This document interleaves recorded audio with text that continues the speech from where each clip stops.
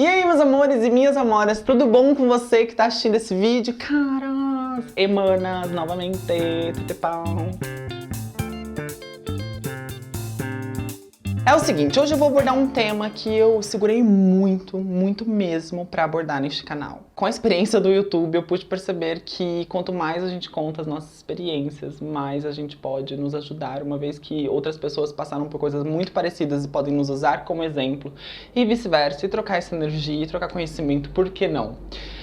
E aí decidi tocar no assunto sobre como assumir a minha sexualidade, que inclusive é uma coisa que muitos de vocês me perguntam nas redes sociais, e aí eu fico um pouco eu nunca sou muito específico sobre como tudo aconteceu. Na verdade, eu já abordei esse assunto com a minha irmã, mas foi com uma pegada mais sobre a visão dela, sobre como ela me ajudou nesse processo. Se você não viu esse vídeo, ficou lindo, é um dos meus favoritos aqui do canal. Tá o link aqui e na descrição. Vamos começar, porque eu sinto que eu até deveria sentar ou fazer um café, tomar um café, mas tá muito calor, então tô na garrafa d'água mesmo. Porque a história pode ser um pouco longa. Como vocês puderam ver no meu vídeo sobre a minha relação com as religiões pelas quais eu já passei, e nesse vídeo com a minha irmã, eu acho que um pouco precoce, mas na verdade eu não me sinto tão precoce assim em me assumir, porque muitas pessoas que eu converso hoje falam que se assumiram em idade muito próxima da minha. Eu me assumi com 13 anos de idade. Quando eu tinha mais ou menos 9 anos de idade, eu comecei a questionar o porquê que eu era tão diferente, os meus interesses eram alguns muito diferentes dos meus amigos. Bem clichêzona essa história mesmo. Inclusive, me aproximei muito de um amigo meu chamado Matheus. A gente conversava muito porque ele também tinha as mesmas questões que eu. A gente conversava muito, mas meio que pisando em ovos, porque a gente meio que nem se assumia um para o outro. Então, o Matheus me ajudou muito nesse processo de me entender um pouco nesse momento, e eu acho que foi recíproco, eu também consegui ajudar ele muito. Muito obrigado, Matheus, temos contato até hoje, inclusive ele vai vir pra cá semana que vem me visitar. Por volta dos 12 anos de idade, eu tinha uma namoradinha, dessas namoradinhas de quando a gente é criança e a gente só dá um selinho. Hoje eu problematizo um pouco isso, mas assim, na época era algo extremamente inofensivo, extremamente inocente. Eu levava ela no dia dos namorados pra tomar sorvete e a gente era, na verdade, muito melhores amigos, assim. Hoje a gente consegue olhar pra trás e dar algumas risadas sobre essa história toda, porque não faz sentido nenhum a gente ter estado junto em algum momento, mas foi fofo. Quando eu tinha 13 anos de idade, eu conheci um rapaz pela internet. E eu nem lembro exatamente como a gente se conheceu. Se foi através de algum jogo, porque eu jogava muito nessa época já, jogos online. Ou se foi, tipo, bate-papo UOL, assim, sabe? Ainda usam bate-papo UOL hoje. Deve existir essas coisas ainda. Porque na época poucas pessoas ficavam acessando a internet. Não era algo tão difundido. Celulares, aplicativos nem existiam, smartphones nessa época. Então as pessoas se encontravam pelo bate-papo UOL. Não que eu pretendesse me encontrar com esse rapaz. Era só que eu precisava desabafar o sentimento de dentro de mim, e eu não podia fazer isso com quem estava realmente perto de mim, porque pra mim era impensável eu me assumir. Me apaixonei pela internet, tudo pau com todo mundo. Me apaixonei pela internet e eu fiquei conversando com esse rapaz durante muito tempo, até que um dia eu tomei a decisão de falar para minha família que eu estava interessado em um rapaz que provavelmente eu nunca veria, porque eu lembro que ele era, tipo, muito do sul do Brasil, assim, e, tipo, menor chance, né? E esse rapaz era mais ou menos da minha idade, ou seja, era outra criança, né? Ele devia ter uns 16 anos e eu 13, então foi então que eu entrei em contato com a minha irmã daqui de São Paulo pelo MSN e falei pra ela pela primeira vez: Paula, eu acredito que eu goste de rapazes.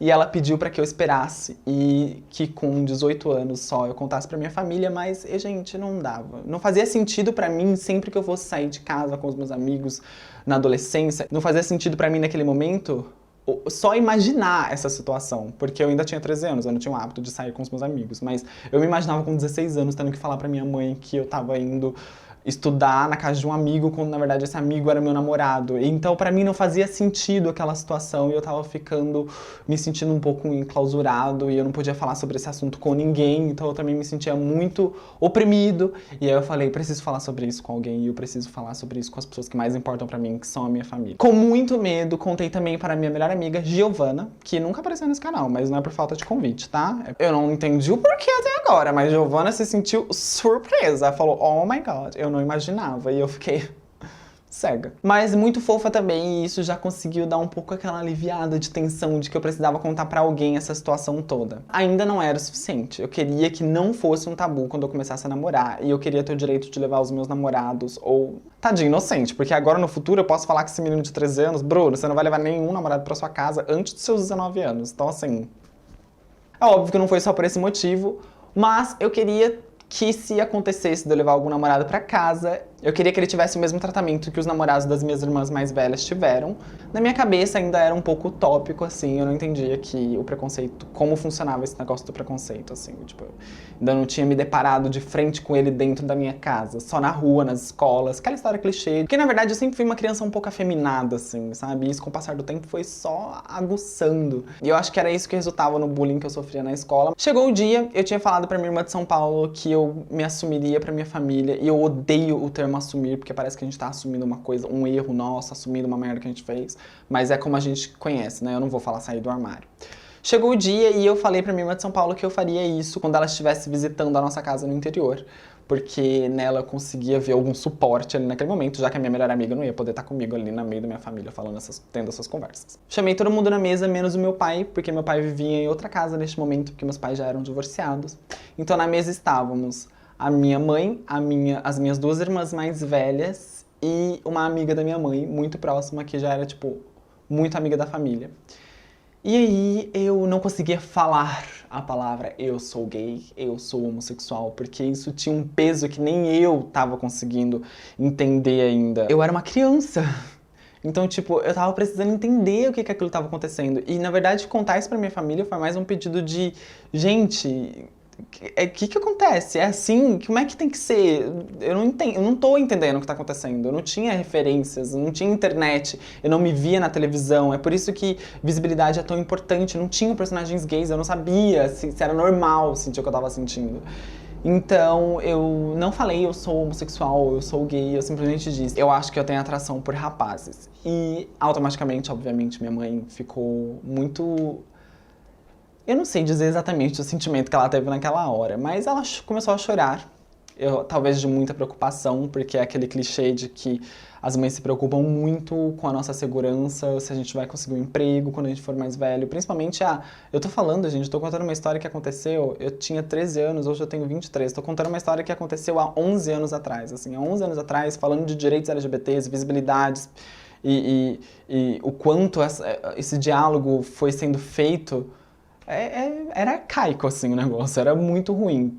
Não tão ruim quanto já foi, mas ainda era muito ruim. Basicamente foi isso. Minha família não me aceitou de primeira. E foi muito ruim não ter esse suporte psicológico que eu tava buscando, não ter esse colo que uma criança de 13 anos muito confusa tava buscando. Mas eu tinha esse suporte vindo da minha melhor amiga, eu tinha esse suporte vindo por parte da minha irmã, que representava a minha família naquela época.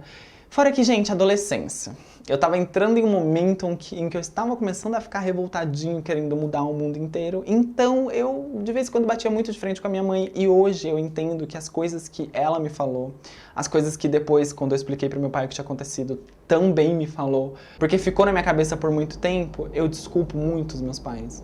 E, na verdade, eu nem sinto que eu tenho que desculpar eles por nada, porque o choque que eu senti, busquei neles, eu acabei causando neles. Mas eu entendo que a culpa também não era minha, também não era deles. Não existe um culpado porque não existe um erro. Como você vai procurar um culpado de algo que não é errado? Algo que é natural. Não tem erro, não tem culpa. Eu acho que é esse o questionamento que a gente fica e é em vão. Não tem onde eu errei. Não existe essa pergunta porque não tem erro. Se eu pudesse dar uma dica pra você agora, eu não vou falar pra você se assumir. Eu vou falar pra você se conhecer. Perceba onde você está. O contexto em que você está. Entenda como a sua família funciona e suponha do mais drástico ao menos drástico que decisões eles poderiam tomar. Porque esse é um momento muito importante, embora não precisasse ser. É muito importante. E se você fizer ele de uma maneira muito descabida e agressiva, você pode tomar um feedback da sua família muito pior. Com o tempo, a minha mãe foi começando a digerir mais a história. E quando eu digo com o tempo, gente, eu quero dizer com muito tempo. Eu e minha mãe ainda tivemos longas conversas. Eu e minhas irmãs ainda tivemos longas conversas para entender tudo o que estava acontecendo. Eu ainda estava tentando me aceitar, eu ainda não conseguia me imaginar casado com um homem, eu não conseguia me imaginar conseguindo falar sobre isso, inclusive na internet. Eu não conseguia me imaginar falando em emprego. Eu não conseguia me imaginar assumido, sabe? Eu não conseguia me imaginar afeminado. Grande parte da minha infância, na verdade, sempre foi fingir ser mais normalzinho. E quando eu digo normal, eu quero dizer no significado mais escroto que ele significa. Mais parecido com os meus amigos. Meus amigos não faziam sabiam, não tinham trejeitos que eu tinha, eu precisava copiar eles. Então o tempo todo eu tentava esconder uma coisa que não é pra ser escondida. E se eu pudesse dar uma única palavra, dica, nesse processo todo, seria tempo. Dê tempo. Dê tempo. E é horrível pedir tempo nessa hora porque a gente tá ansioso, nós estamos nos ferindo psicologicamente, outras pessoas também estão fazendo isso, mas nós também estamos fazendo isso com outras pessoas, quebrando expectativas que elas não deveriam ter criado em cima da gente, mas elas criaram. Então acho que a gente também tem que ter uma responsabilidade em como, quando e a maneira como a gente vai levar esse assunto todo pra nossa família, para as pessoas que mais importam pra gente. Eu vim falar isso porque eu sei que tem muita gente aí passando por esse momento. Eu acho que eu consegui expressar como eu me senti nesse processo e como tudo aconteceu. Só um PS aqui nessa carta que estou fazendo aberta pro YouTube. Hoje meu namorado frequenta a minha casa sem nenhum problema, não é uma questão. Tipo, a gente é tratado igualmente. E, gente, eu juro pra vocês, se alguém me falasse que eu estaria da maneira como a minha sexualidade está hoje em relação à minha família, há 10 anos atrás, eu ia rir na cara da pessoa. Então é isso, se você quiser conversar sobre esse assunto, eu acho que eu falei de maneira muito séria, mas eu consegui expressar o que eu precisava, sem expor muito a minha família e sem tocar em momentos muito tensos. Eu acho que foi isso que aconteceu, entendeu? Eu amo vocês, eu tô um pouco sem jeito desse vídeo, eu acho que esse vídeo me deixou um pouco encabulado, porque às vezes a gente se abre muito na internet, né, e tem que saber o limite disso. Pode me chamar nas minhas redes sociais pra gente bater um papo. Meu nome é Bruno Raff, em todas elas, se inscreve nesse canal, e se você achar que essa mensagem tem que ser passada, essa experiência tem que ser passada pra alguém, compartilha no WhatsApp, no Facebook, com quem você acha que tem que ouvir essa mensagem. Um beijo e até o próximo vídeo. Tchau!